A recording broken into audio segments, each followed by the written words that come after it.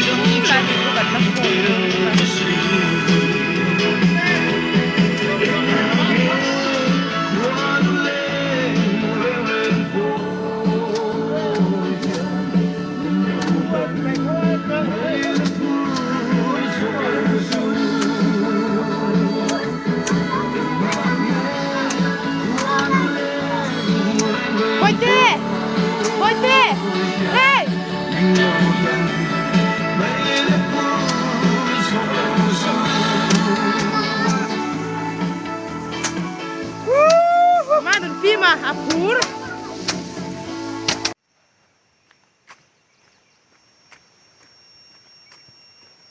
Tu na hang kan bu kan bo zawa. Zar chak kan pui do na.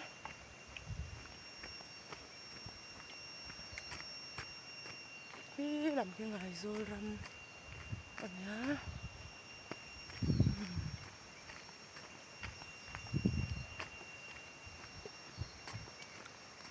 Pui kan khen lên.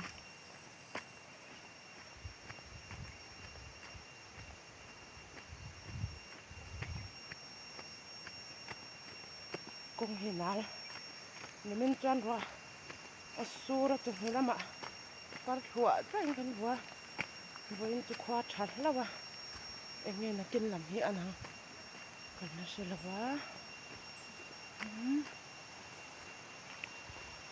cool bản lệ mê cá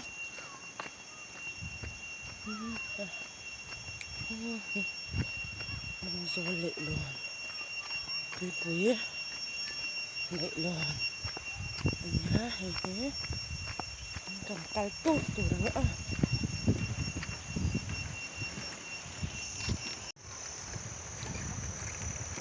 thế tập thể cặp bụi đó nó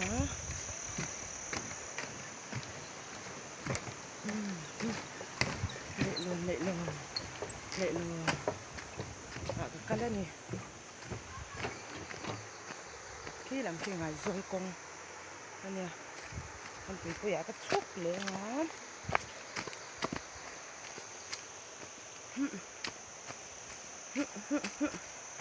chết suối lắm nha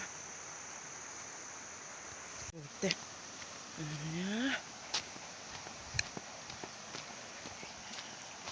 tuy là tắm về rầm thấu này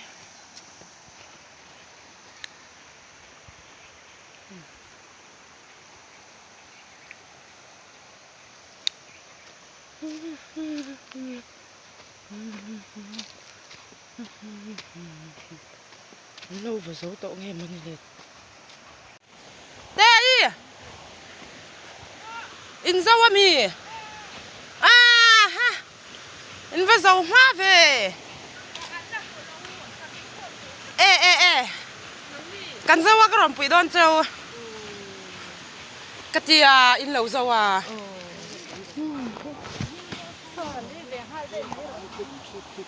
ăn xanh với em ấy ăn xanh với em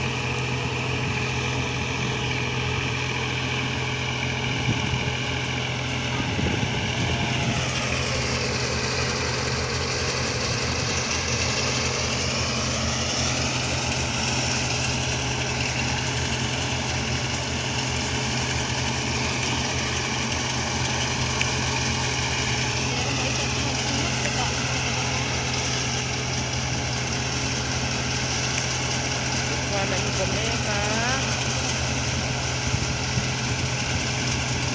không bị dọa chắc con hoặc là con cục này thì đây thì bắn của đeo mà bắn tháp như vậy và mình chỉ là hàng cắt giá bắn của con rào chẳng nha